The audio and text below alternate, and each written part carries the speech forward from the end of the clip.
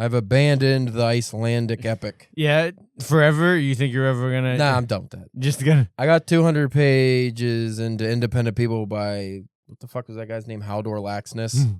Good name, though. Yeah, I guess. If I'm saying it right. Yeah, but fair. I just couldn't do it. Just sheep, man. Just so much sheep.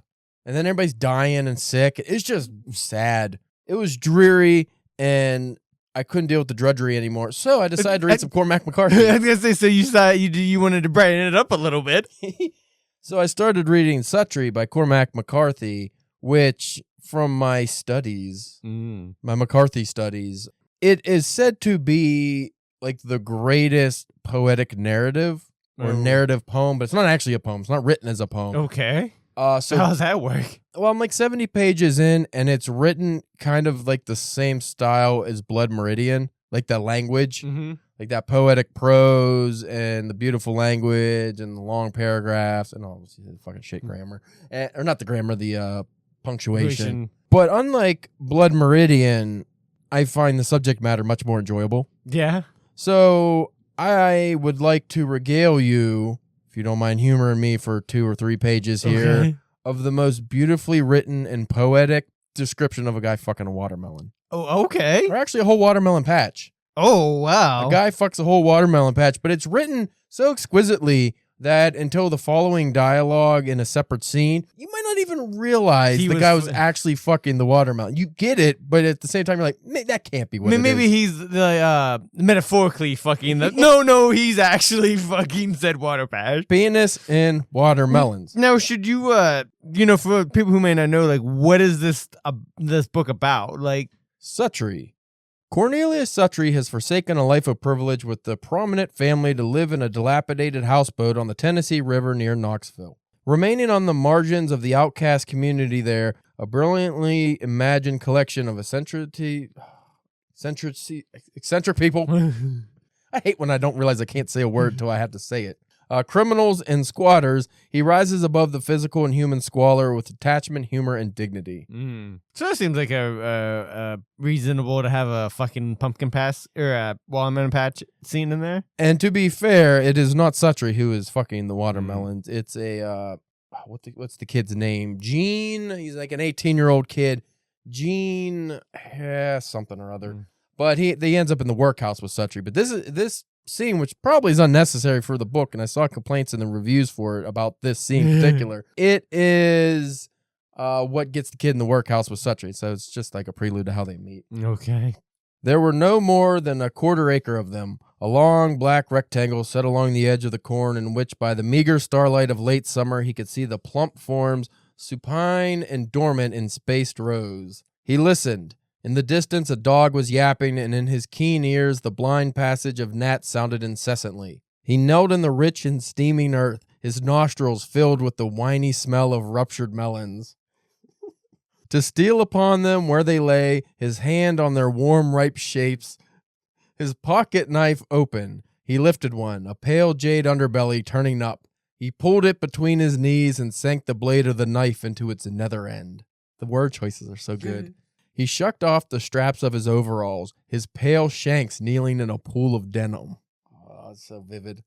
A whippoorwill had begun to call, and with his ear to the ground this way he began to hear the train too. A star arced long and dying down the sky. He raised his head and looked toward the house. Nothing moved. The train had come on, and her harpy-throated highball wailed down the lonely summer night. He could hear the wheels shucking along the rails, and he could feel the ground shudder, and he could hear the tone of the truck shift at the crossing, and the huffing breath of the boiler, and the rattle and clank and wheel click, and coupling clacking, and then the last long shunting on the downgrade drawing on toward the distance, and the low moan bawling across the sleeping land and fading, and the caboose clicking away to final silence. I think that's supposed to mean he's doing the fucking so you get that breathlessness. He rose and adjusted his clothes and went back along the rows of corn to the woods and to the road and set himself toward home again. So far he's just fucking watermelons. He's all right. Got away with it. The next night, Spencer, the next night. Oh, he does it multiple times? He gets the whole patch. Oh, I just thought he went in one, he just... No, it gets so clear and it's so good. Brogan stood in the tracks he left, walking up, back, turning, towing the bunged... I love this word so much. Towing the bunged melons lying in the sun. The bunged melon. The word choices are exquisite. Yeah. I love the word choices for this this scene. So towing the bung melons lying in the sun, a slow spout of black ants pluming forth, a yellow jacket. He came again that night. In a persimmon tree at the edge of the field, a mockingbird whistled him back, but he would not hear. Down past the corn he came, and into the dark of the melon patch with stark wooden lubricity, looking once toward the lightless house and then going to his knees in the rich and wine-slaked loam. He likes that fucking dirt. Yeah. Getting up in there and... Woo. When the light of the sealed beam cut over the field, he was lying prone upon a watermelon with his overalls about his knees. The beam swept past, stopped, returned to fix upon his alabaster nates, looming moonlike out of the dark. I love how he just likes talking about his white ass. He rose vertically, pale, weightless, like some grim Tellurian wraith, up over the violated fruit with his arms horrible and off across the fields, hauling wildly at the folds of old rank denim that hobbled him. "Hold it!" a voice called. He had no ear for such news. The dry bracken that rimmed the field crashed about him. He crossed the stand of cane in a series of diminishing reports and went over the top of the honeysuckle in graceful levitation and lit in the road in the lights of a car sounding the curve. The car braked and slewed in the gravel. A crazed figure dressing on the sun blown out of the dark wall of summer green and into the road. In the distance, the train called for the crossing. Now this is where things become abundantly clear of what has been happening for those who might not understand the language so much. This is my favorite bit of dialogue coming up. Two pairs of brogans went along the road. You ain't gonna believe this. Knowing you for a horn liar, I most probably won't. Somebody has been fucking my watermelons. What? I said somebody has been... No, hell no. Damn you if you ain't got a warped mind. I'm telling you. I don't want to hear it. Looky here. And here. They went along the outer row of the melon patch. He stopped to nudge a melon with his toe. Yellow jackets snarled in the seepage. Some were ruined, a good time past, and lay soft with rot, wrinkled with imminent collapse. It does look like it, don't it? I'm telling ye, I seen 'em. I didn't know what the hell was going on when he dropped his drawers. Then when I seen what he was up to, I still didn't believe it. But yonder they lay. What do you aim to do? Hell, I don't know. It's about too late to do anything. He's damn near screwed the whole patch. I don't see why he couldn't have snuck to just one or a few. Well, I guess he takes himself for a lover. Sort of like a sailor in a whorehouse. I reckon what it was, he didn't take to the idea of getting bit on the head of his pecker by one of them waspers. I suppose he showed good judgment there. What was he, just a young feller? So I'm going to end it there. But what happens is he comes again to fuck more pumpkins and gets shot. Oh. Doesn't die. He ends up in the workhouse, but he gets shot by it says a shotgun, but I'm assuming it's buckshot because it like riddles his leg and shit. But he goes to the workhouse, and then he just says, he tells Suttree he's in there because he stole watermelons. Like, well, that's a stupid defense. Like, what the fuck are you doing? Then when it finally comes out that he was fucking the watermelons, they look at him a little different. But just that dialogue about him, it is smart. He didn't want to get his peckerhead stung. Yeah. But, ew, you fucking the watermelon so much. Well, I like the accents. I think I do a good hillbilly accent. I just when you started doing the accent, I just immediately went to fucking like King of the Hill. Like I could just like Hank. Yeah. Somebody's fucking my watermelons. Somebody done fucked my watermelon patch. So I feel that it's like the same language as Blood Meridian, but I like the subject matter more, which I think is the difference. I don't think it was the language of Blood Meridian that hurt me in my reading of it. I think it was just that it was so goddamn boring. Right. Maybe when I revisit it after reading this, I'll have a different opinion because I actually do like that style. Also, now that I'm used to his no punctuation, no commas or anything, like I can, no apostrophes, I can better read Blood Meridian maybe. But then I also feel the dialogue's easier to read in this than it was in Blood Meridian. That does sound a little bit not like toned down a little bit. Yeah, I mean, it's still, at least, I'm like 70 pages in. So far, even when there's conversations, I could follow who's talking. But I remember in Blood Meridian, it was hard to you'd get conversations, and without any dialogue tags or anything, you'd have no fucking idea what's going on. So, but that also could have been because I was zoning out because I kept getting fucking bored. I'm like, right. oh, there's another fucking thistleweed blowing in the wind. Let's describe that for 3 pages. Somebody's been walking in some mud. Somebody's fighting in mud, walking in mud, screwing in mud, and nobody fucked a watermelon patch. I like that scene. Yeah. When I read that, I laughed. But there's a lot of scenes like that. Not the fucking watermelons and fruits and whatnot, but just he goes to not a flop house, but like a real shit bar, and there's they're drinking.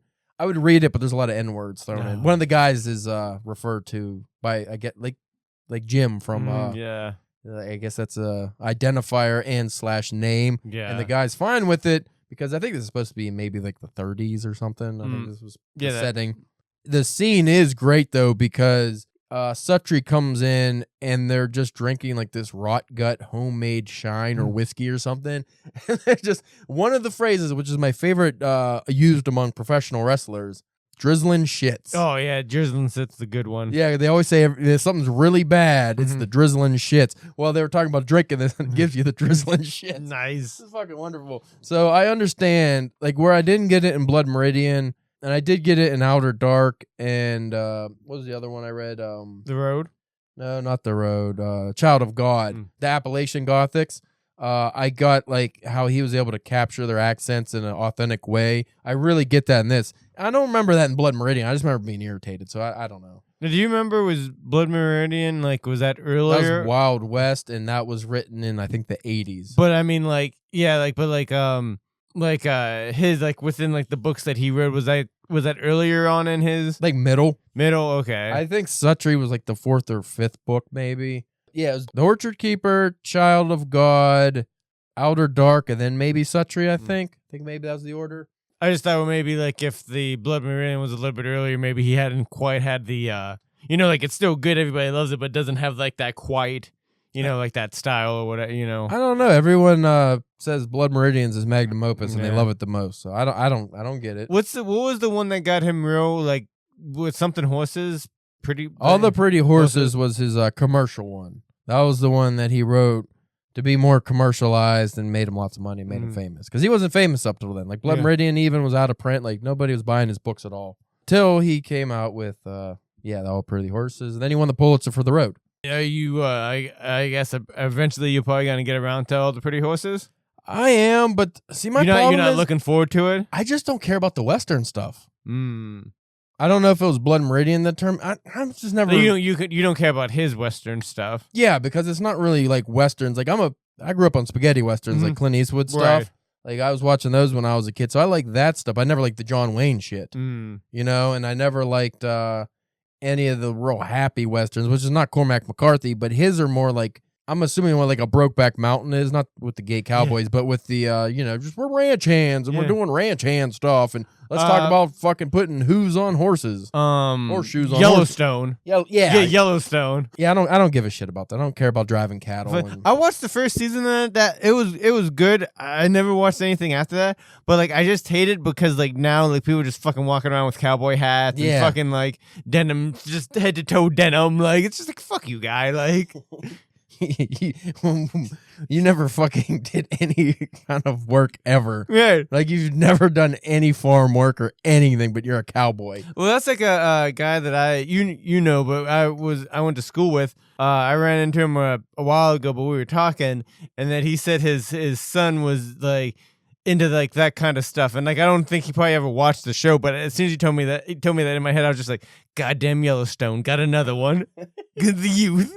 And my favorite thing about that whole crowd that's real into the cowboy culture is a lot of them don't like black people or Mexicans who are the original cowboys. Yeah. Like they're the actual cowboys and we just like pretend they're not. Even now, there's still a lot of Mexican cowboys. Oh, yeah. Like when you see Mexicans dressed with the hats and stuff, you're like, well, they're probably actual cowboys. That makes sense, yeah, But then you get a bunch of fucking suburban whites with their F1 dick measuring fucking truck, their F-150 or whatever the fuck they're in. Real fucking JBLs, just big gallon hats with, no reason and not a trace of cow shit on their boots. Nope. None. Not even a bit of plop. Yeah, it says a long intro, but we need to go on. I will recommend Suttree so far. Though I could see this being one of those books that'd be a challenge for, as you've heard me read. Like if you're just a casual reader, you might not like the language, but I like that kind of stuff. It's McCarthy, or not McCarthy, is Faulknerian. And recently I've read some Faulkner, and I don't mind Faulkner, so I think I'm going to read more of him as well. I think I'm going to make a huge diversion in my reading next year. No, after this book. Okay. And read that Crime and Punishment you got over there. Oh. I don't know if it's just the cover or what, but I just really all of a sudden want to read. I've been flirting with Russian literature, and I was actually going to read the Brothers Karamazov, because I think it's Mike Katz's edition I got. Yeah. The newest translation is like a funner translation. I was going to read that this winter, but that Crime and Punishment, I don't know. Something about it. That's a very thick boy. Something about that is tantalizing me. But that's how I felt about Suttree, and when I went into it, I really enjoyed it so far. Ooh. Is Crime and Punishment, is it supposed to be is it like a hard read? Like, obviously it's big and long, but is it like... I don't know. It's Russian. You read a lot of Dostoevsky? No. How about Tolstoy? No. I've seen Toy Story. No, not Toy Story. Tolstoy. Yeah, I don't know. I other than Notes from the Underground, I haven't read any Dostoevsky either. I didn't find that challenging at all, but I wasn't a huge fan. So. Right. Anyway, we'll get into the episode where... we'll figure it out. We'll figure it out on this brief break.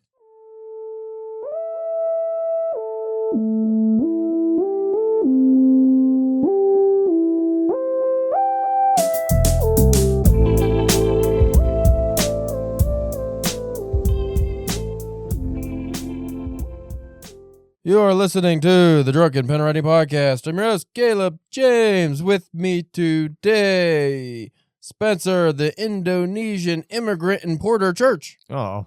I figure with the things coming ahead in our climate, somebody needs to be importing more immigrants because we're going to lose a lot. So yeah. That's your job. And where am I getting them from? Indonesia.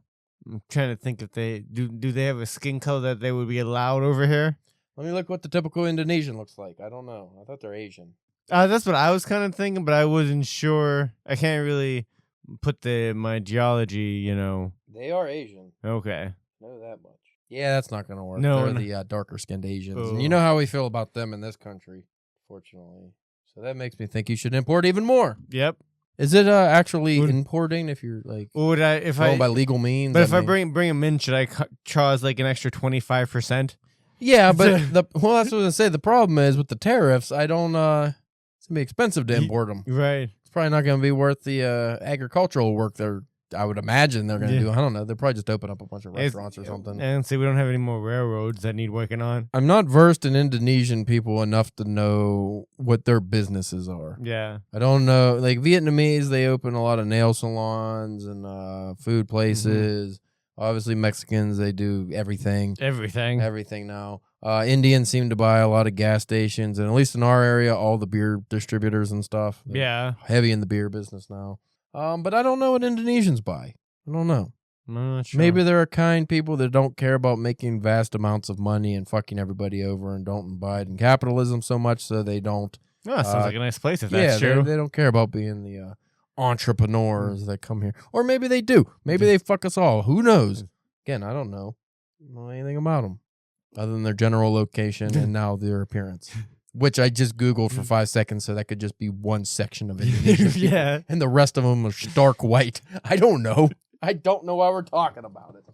So speaking of offensive racist things. Good segue. So the topic today, and this will probably end up being a DBS episode because we already had that 20-minute cold open. Yeah. But since we discussed Suttree by Cormac McCarthy, and I mentioned there's some racial slurs in there and like some scenes dealing with, surprisingly, at least as of the reading I'm up to now, not actual racism. No. Other than the language. But no, like acting towards different, like like the guy and I think he referred to himself in the slur, but he and other people referred to him as that as well. So I'm sure he didn't actually name himself that. But there's like actual no racism. Like they're just all, it doesn't matter. Everybody's just poor. Kind of like our upbringing. It's like, oh, everybody's just poor. Yeah. You're in the same boat. Can't really hate on somebody else who's in the exact same boat as you. You're going to sink the whole ship. So right. But anyway, that got me thinking, and we mentioned this in last week's episode, Cold Open, offending publishers. Mm-hmm. Do you ever fear that you are going to write something, whether it's a term, phrase, character usually is a big one because Yeah. we've talked in the past about Stephen King's racist characters, which makes Stephen King racist. And it's like, no, it doesn't. But do you ever worry about writing something that's going to push the boundaries or offend the publisher and you won't get the story published because of the modern sensibilities we have now? Right. Everybody's very sensitive to certain things. I mean, I haven't really done anything too much of that so far. I would like to think it's something that I wouldn't really worry about because I would like to think that is the quality of it. Okay, well, here's an example. I remember years ago you wrote a story. Oh, yeah. That dealt with like a transgendered person. Right. But I forget if it was like a guy on a date with a woman. Yeah. And then like it's revealed that she's transgendered and the guy like, I think wants to commit violence or something. She maybe kills him or. Well, no, it was just like he got real upset and screamed at her and left, but he forgot her phone. So then she took a whole bunch of pictures of herself, and then spam like his friends and family. Yeah, so that if he was so upset about it, he's like, well, we gotta really, we gotta let everybody know. Now, do you think? And that was probably what 5, 6. That was early, yeah. Yeah. So now in this extra modern lens, do you think you would want to write that story or try to publish that somewhere? I think if I did, I would have to I probably would have to handle it a little better because especially like that was long ago, so I was just putting it out. You know what I mean? I'd like to think that from then I have had it proved enough so that like maybe if anything that would be offensive, I'd be able to mold it into a way to where like it could be offensive, but like if you look at the whole, it's not meant to be offensive. I definitely would want I wouldn't want to publish that version. I would definitely want to like something. Yeah, I would want to go over it, kind of like retool it or have to work on it. Just to, like I said, just because hopefully I would be better than what I was when I did that. Well, you hit an issue I hit with the story I wrote I think last year that I haven't been able to get published yet. What you did is like you have a transgendered character that's not necessarily in the best light, but that also exists. Right. See, I wrote that one werewolf story, but almost all the characters in it are gay men, and you get like a serial killer character who's a gay man who sexually assaults other gay men. It probably doesn't even have to be gay man. He's a serial killer. You don't give a fuck.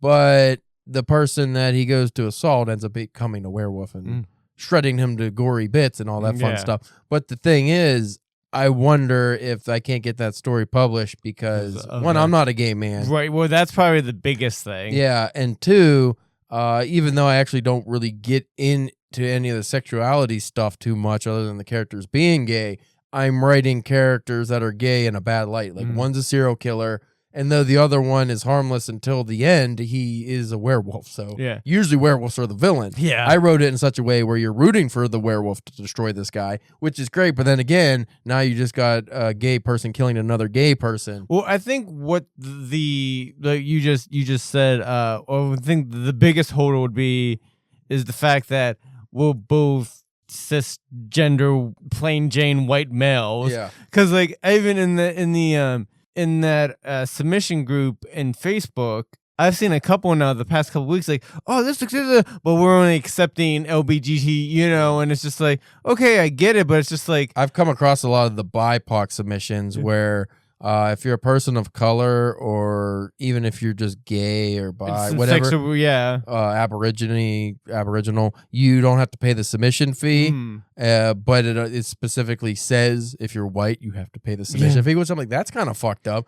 But then also I've seen the ones where it's just BIPOC only or LGBTQ only. Or women only, but I've never seen white males only. Yeah, because that would not go over well. It would not go over, and I get to a certain point, because of the community, sense of community and stuff. But it's also like, can I not write like a gay story with like gay characters in it? Like, you know what I mean? Well, that's the thing too. Is when you're writing characters who are different from yourselves, that's like fun. Yeah. That's kind of the fun part of being a writer. If we could only write about straight white males, well, we have enough fucking stories about straight white males for one. And two, like my Asher Kang stories. Asher Kang's a black guy. Right. He's a black warrior, and I didn't write him as a typical, African warrior style character. He's, super intelligent, poetic, and he's also badass. But then when I write the character, I only wrote one that got published. I haven't finished the other ones yet to submit, but I always think in the back of my head is like, if this character got popular, would I get backlash because I'm white? Right. And they're like, no, you needed to write a Conan. And I was like, but I don't want to write a Conan. I want this fucking character because he's cool, and that's what I wanted to write. And I don't think, for the sake of equality, you should limit who can write what, and also the way you write characters. So like I said about can't have a transgender or a gay character be a bad character or a villain. Why the fuck not? Yeah, everybody, not one group.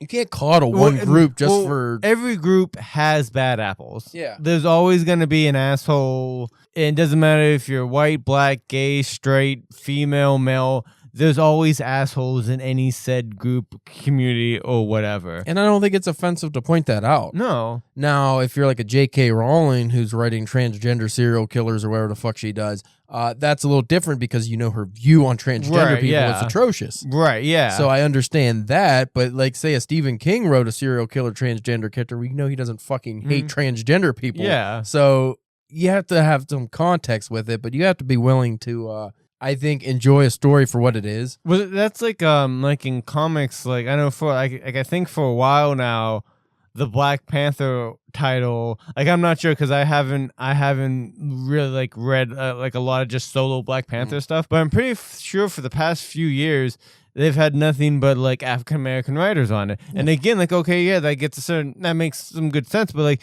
if you had like a really good white writer and it's like, but like you can't get a chance to tell like a really awesome Black Panther story. It's weird. It's like to a certain point, it's like the best. Whoever is best for the story. Who has the best story should be able to write that. Well, the waters get real murky there too because with like Marvel, especially in like the mid 2010s, was changing all their characters to either women or gay or Asian or black, like everything but white people, basically everything but white men. So then if you went by that logic, white men would just be out of the comic industry because they couldn't write any other characters. Like if you went by they can't write outside of white males. And it's like, then you wonder why there gets this backlash of people, let's say, voting for a huge hunk of shit because they're sick of quote unquote wokeism. Well, there is something to be said for that because if you do alienate a subsect of society by saying, hey,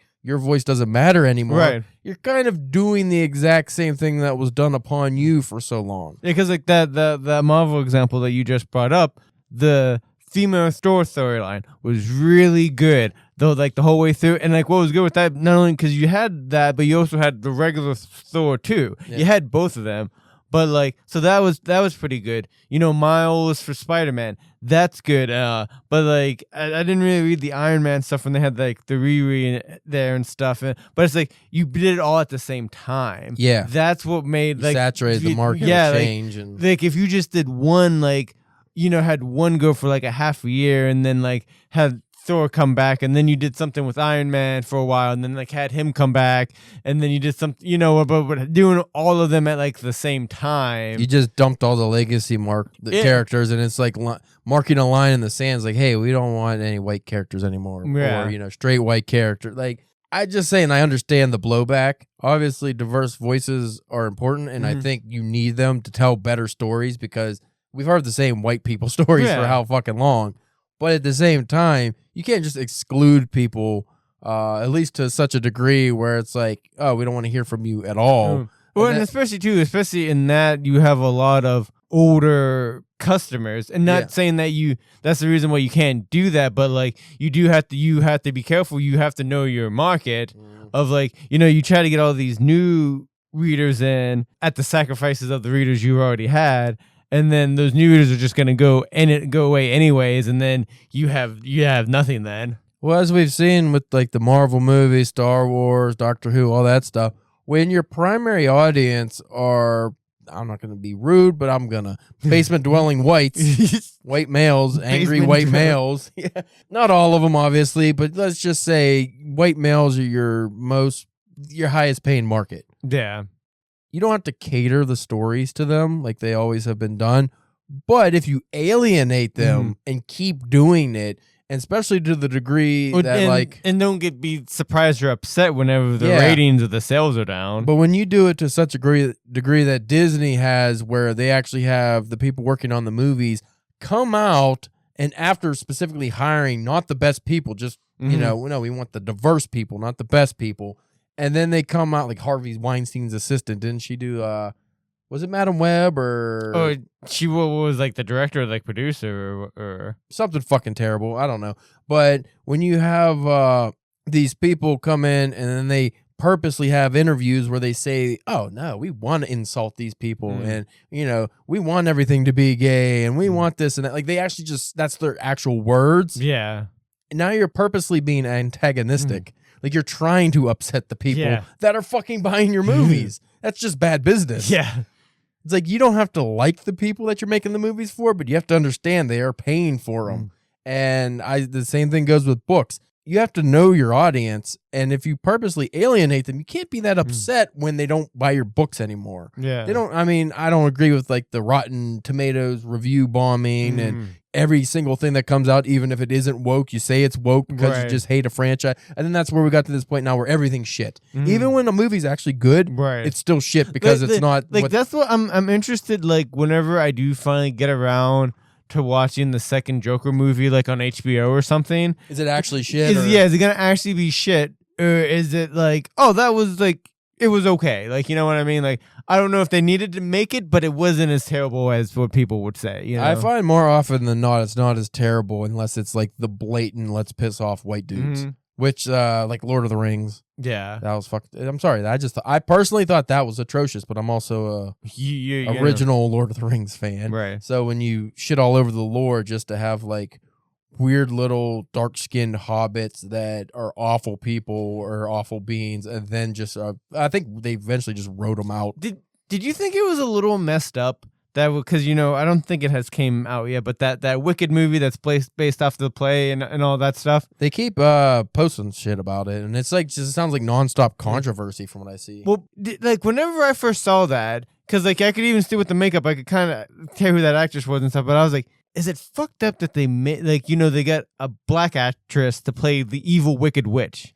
That's like, that's where we get into that weird debate where it's like, is that fucked up or is that representation? I don't know. It's like, yeah, the black actor should be able to be an evil witch, but then I mean, I guess because she's green, it doesn't matter. Yeah, but you just change the brown for the green. Is that what they're doing, or did they just get an actress that they thought was best for the part? Well, I remember the backlash in retrospect, like years and years later, about Peter Jackson making all the orcs black. Maybe, oh, well, they're the evil ones, so why they got to be the black ones? I was like, I don't fucking know, dude. Like, I didn't even think of it. Yeah. Honestly, like, when I was a kid, or even as an adult watching, I never even thought, oh, black is bad. Right. White, and, we always had the white is pure and black is bad. And I get that, that might have a history to it, but modern storytelling. But I don't know who made the Wicked movie either. Maybe. Yeah. Who's the casting director? Maybe. I don't know. I don't know. I mean, and like I never watched the play. The play is supposed to be really good, and I always talk about like trying to get into some of those Wizard of Oz books just to see what they were like. But I just like that was like I said that was just kind of thing. Like when I first saw the trailer, I was like, I can't tell if this is like pandering or representation. Like I don't. It is hard to tell the difference sometimes now. But I guess you'd have to see the movie too. Yeah. I don't know. I don't know if it's even important. Honestly, I think I'm always of the school. Just tell the best story. Yeah. If it's a movie, have the best people hired. Yeah, have the best actor. Yeah, because there's been times when like I've either from comics or books or whatever where like the character was originally white, but they've got like the Dark Tower, terrible movie. But when they casted Idris Elba as Roland, even though that in the books he's basically Clint Eastwood, pretty much. But when they casted him, I was just like, he'll do a fucking great job, like, because he's a great actor, like. That's like when they always go on about James Bond, and it's like, oh, we want a black actor play James Bond, not even into the Jane Bond stuff, yet. Just we want to, because Idris Elba was always coming up for that, and I'm like, that'd be fucking awesome. But here's the thing: don't make James Bond black just to make him black. That's where they're always fucking up. Mm-hmm.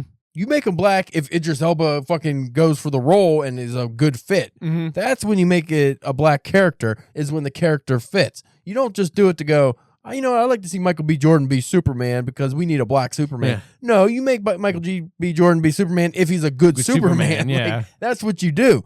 You fucking hire the best person that's going to do the best job in the role. It doesn't matter necessarily if they fit the original bill as, you know, like the Nick Fury, like Samuel L. Jackson. Right. They eventually in the comics just made Nick Fury a black character. It wouldn't matter if they did that or not. In the movies, it works. Right. So like you could do that as long as it's seamless and it works because you have a good actor or actress playing the character. But when you go, no, we need a black Thor. That's what we need. Like that's when you're fucking up. Well, the less of like, cause like I had this, cause there was a talk there for a while about having Michael B. Jordan play like an alternate universe Superman or whatever. And then there was talks about having just, you know, like a black Superman movie and then like how it would work. And I remember I got into like, not an argument because it was at work, but like a discussion with a guy who's kind of like into the comics and stuff like that. And he was completely against having a black Superman. I was like, but like, look, if you have like a black Superman and baby lands in the Kent's farm, the Kents are still white. Yeah. But then they're raising this this black baby in rural, you know, Kansas.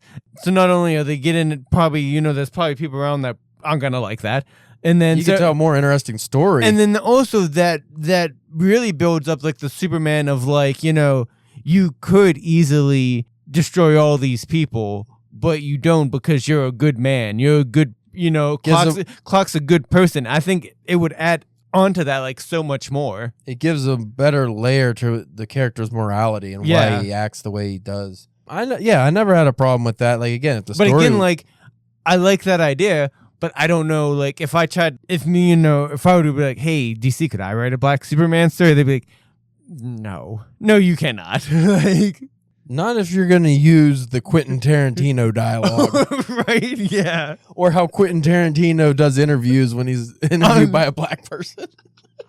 I love those, though. It sounds so stupid. Why does he do that? He's like, yo, what it do, bro? You don't talk like that, Quentin Tarantino. I've seen many interviews where you don't talk like that. Why you put it on, not even good black voice. Like, very poorly done. 1970s black guy voice. Stereotype, like exploitation film voice. Well, I was gonna say those are probably because those are like the films he was watching when he was probably growing up. What he reverts to. Fucking goon. All right, let's get to your story. Yeah. So what actually brought this whole episode? We went off the rails pretty hard, but what brought the idea? Again, if you listened to last week's episode, for me it's just a simple word choice that I worried about offending the publisher. I'm not even actually using a slur as a slur. No. But I'm using the proper usage of the word, its original usage, but with modern sensibilities again. I'm wondering if I should change it or if this is going to derail my submission process for one word. Yeah. And that's because it comes early enough in the story where you don't have enough things unfolding for you to overlook it as a reader. Like if it's something that's so offensive. But I'm going to read it on air. Yeah, fuck him. I don't think people listen 40 minutes into the episodes anyway. So this is the second scene. I actually read some of the first scene in the last, and this is a first draft too, so everything's subject to change. This is the introduction of the protagonist of the story, both the characters. And I'm gonna stop right after I hit the moment of contention. In a bleary-eyed stupor, Stokely woke to the sound of a phlegmy expirate outside his tent. Squinting, his eyes adjusted to the early sunlight pouring in through the tent's opening slit. Its hunter-green fabric, thin and faded, did little to keep the morning mountain chill out, and so as he freed himself from his tightly packed sleeping bag, the weary camper dressed quickly and exited the tent with a blanket draped over his shoulders. Plumes of white breath dazzled against a frosty backdrop of iced-over Fraser firs. The sun peeked over the treetops but did little to warm the frozen ground. Can't get used to this cold, Stokely said, clearing his throat to loosen the gravel. You make coffee? He walked a few feet over and stood beside his brother Arliss, who was tending to the dwindling fire they made the previous night. A small cast-iron frying pan warmed atop the slowly growing flames as a fresh faggot burned below. So there's the contention. That's the proper use, because I originally, that was actually the original word I was going to use, because I wasn't even thinking. I was like, again, to be more concise, you just use the one word. But then when I was looking back, and this was actually paragraphs later, when I was going back, I was like, maybe a small cast iron frying pan warmed atop the slowly growing flames as a fresh bundle of sticks burned below. But here's the thing, because I'm a fan of alliteration in writing. So the alliteration, a small cast iron frying pan warmed up atop the slowly growing flamed as a fresh faggot burned below. So you have double F's, double B's. Right. But then if I just do the bundle of sticks. It kind of just stops it. Well, it breaks the flow. But where my question is that word almost like the N-word now, where if you read it, it just pulls you out of the story, even if it's used properly in context? Because if you're using the N-word, there's no way to use it. It's not either a slur or, I guess if you're having black characters, the term of endearment, which I don't think I would want to touch anyway. But like it could give authenticity to the story regardless, depending, as the Cormac McCarthy example, that's how characters in the South talked. So that has purpose, but when you're reading something like that with the N-word, unless it's done for shock value, which is you're probably just a shit writer anyway, most likely it's not going to necessarily pull you out of the story, as it's going to cement you further into the story, because now you're like, oh shit, this is getting hard. But like something like that, do you think a reader would hit that and just immediately go, what the fuck? Yeah.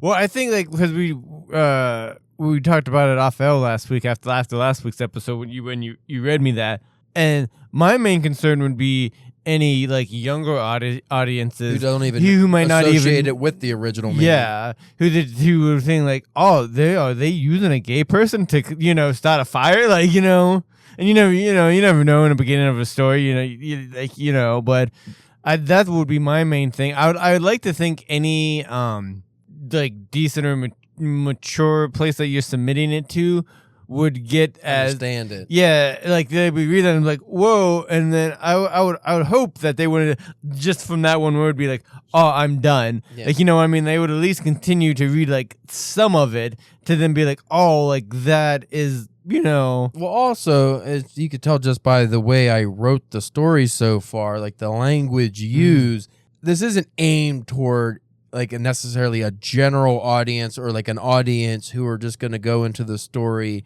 and would be offended by something as simple as the use of the proper word. Yeah. Though, like you said, I could see, like, depending on if I say I got an anthology, even like maybe an Ethereal Nightmares type of anthology, I could see some readers who are just going into it thinking it's going to be like, oh, gothic horror. Okay, I'm going to, would immediately be like, what the fuck? Like, and then just get offended because a lot of people just get offended now. But I'm not writing for that audience that get offended by shit. I never write for that audience who get offended by everything. So that's never a concern for me. But it is a concern that a publisher's concern for that audience. Right. So I'm wondering. But also, I was planning on submitting this to UK markets. So I don't know if they even have the same feel. Because, fags are cigarettes over there, for one. And two, I feel like if anyone was to use the actual term faggot to mean bundle of sticks, that would probably be in the UK. Well, I don't know if that's like a slur for them. I was thinking about that too after I left last week, because like that's what you used fag, and I think like what really makes the word, what puts the hotness on the word, is the it at the end. Yeah, that's the calling. That's more. That's the real slur. That's what I feel is more as the slur. Like, I mean, fag could be used as a slur. Yeah, but that's almost the same as when people were like, "Oh, that's gay." Yeah, because like it's not necessarily a direct slur necessarily. Because it has been used, obviously. Well, yeah, but like, because I wonder like. It's like the N-word with just the A or the the ER at the end. Yeah, because like I wonder like the end, like did that like, because like was it just fag until they started using it as a slur for gay people, and then you added the ending to it, like you know what I mean, like. Well, I want to say it wasn't even used as a slur until. Maybe like the last 100 years. Yeah. Like I don't, because obviously it originally wasn't a slur, but. I would have to think somewhere like within the 60s maybe? Yeah. 50s to 60s? Like I mean, I'm sure it's earlier than that, but I don't know if it was as widely used. I don't really want to look it up and have it in my Google search history. Right. But I do remember too, like the bundle of sticks thing. I could be wrong, but I think the slur originated because you burn a bundle of sticks and it was like burning gay people. I think that's how which that is connection really fucked up. Yeah, I think that's how the connection Yeah. happened, you know. So I wish I could get some listeners to give like an unbiased opinion on whether I should keep that in or not. Because like I said, I like the alliteration and I like the flow of the paragraph because I focus on that a lot in my writing. And I think it comes through to some readers. The thing is, it's like, what kind of readers are you getting? Because not everyone's like me who's reading a Suttree and likes the language. Some people just want a fucking story and don't care about how it's told necessarily. Now, you could just be like the ultra douchebag and just make sure like in your bio you put non-binary.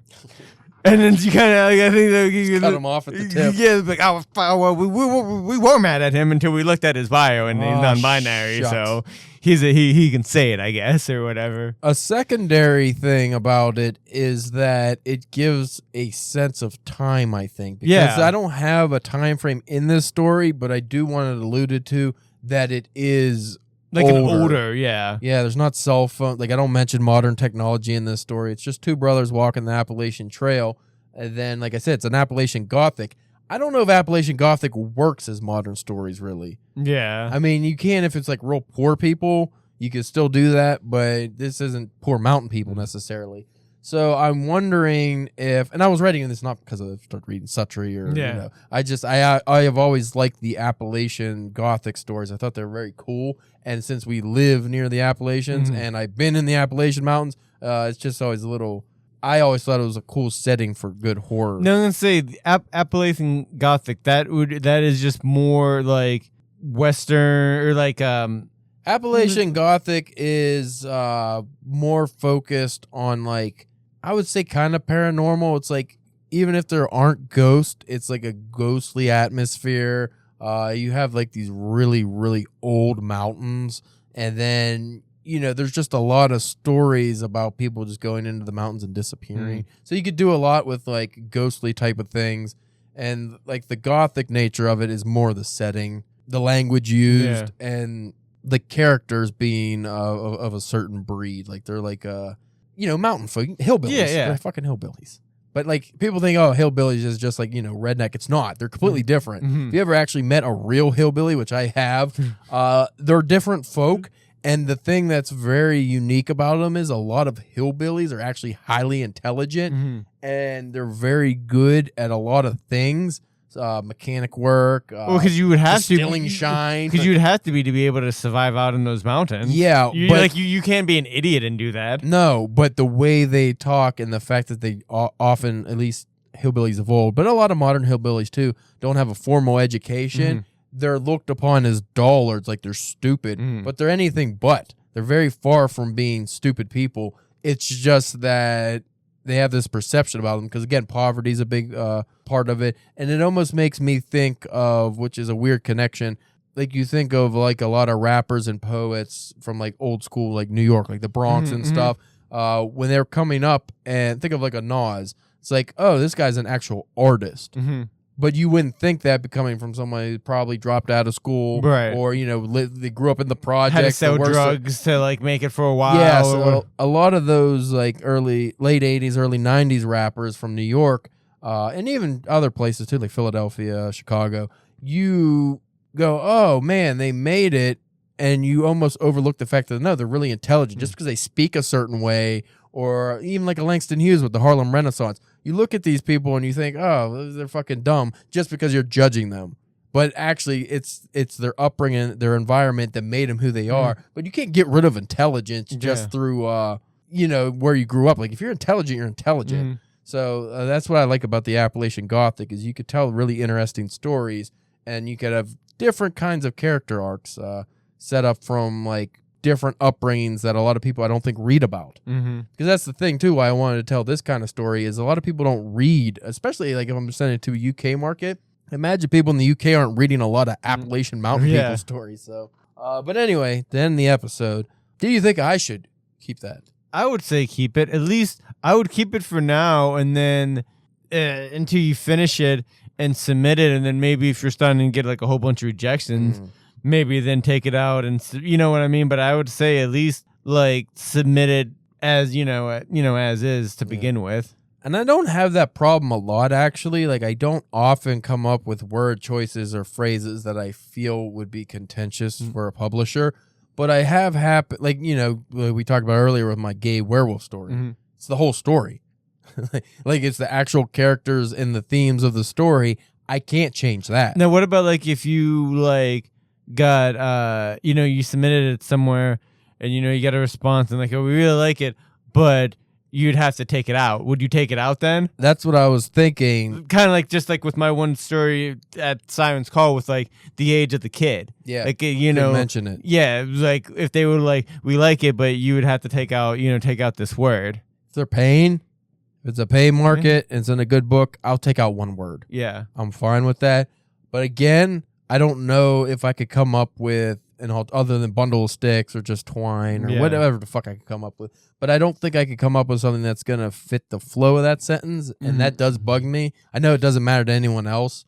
So I would be fine taking it out because I would understand. But at the same time, I would prefer a publisher want to keep the genuine work if they felt it was good enough.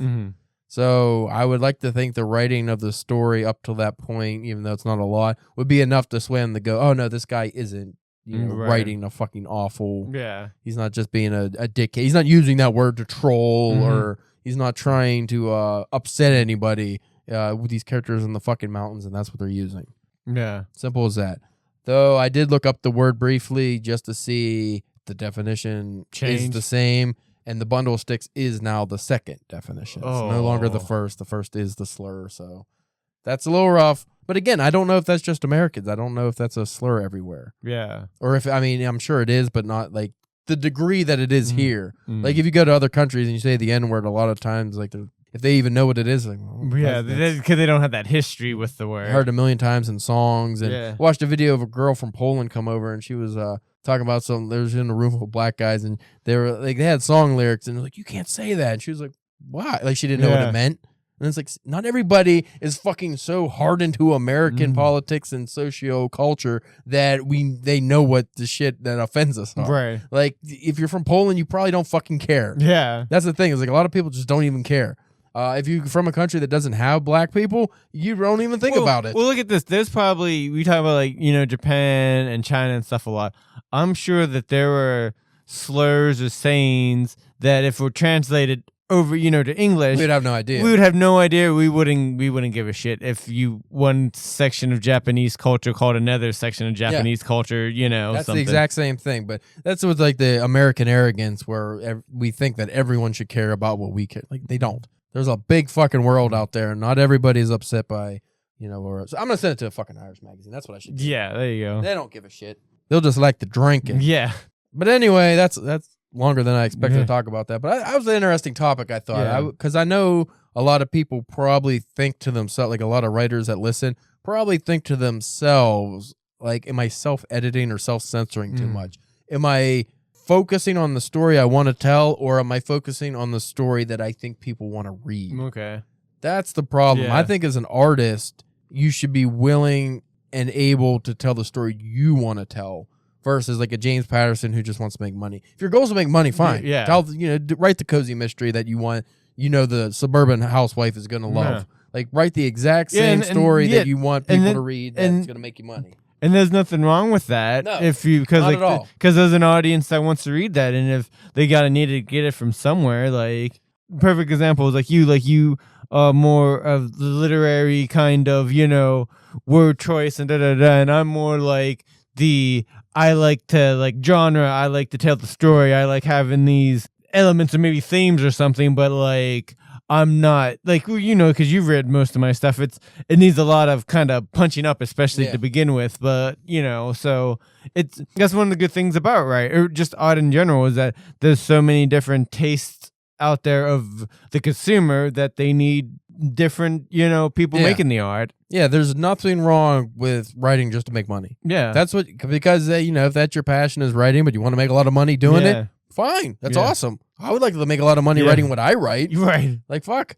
But I think it is one of those self-battles that a lot of writers have where it's like, why am I doing this? Why am I writing this story? Who's it for? and what am I trying to accomplish with it? Mhm. I think where a lot of writers go wrong is they don't think any of that. Yeah. Like they just write a story, but they don't have any idea why they're writing the story. It's like, oh, I just wanted to write this story. It was a cool idea. But it's like, okay, but do you have like and this is for serious writers, do you have like a publisher in mind that you want to send this to? Or is this written for a specific genre or a specific audience? Or is this a story you're very passionate about? Why are you telling this story? There's so many questions you have to ask yourself as a writer. And a lot of people and this goes with like a lot of fan fiction writers and stuff. Oh, I just like write it and post it online, or I just write. And again, if that's what you want to do, fine. But if you actually want to make something of it, you do need like some guidance there. Yeah. Like you need to know where you're going with something. You need to know why you're doing something. You have to be purposeful in your writing. And a lot of people I feel aren't.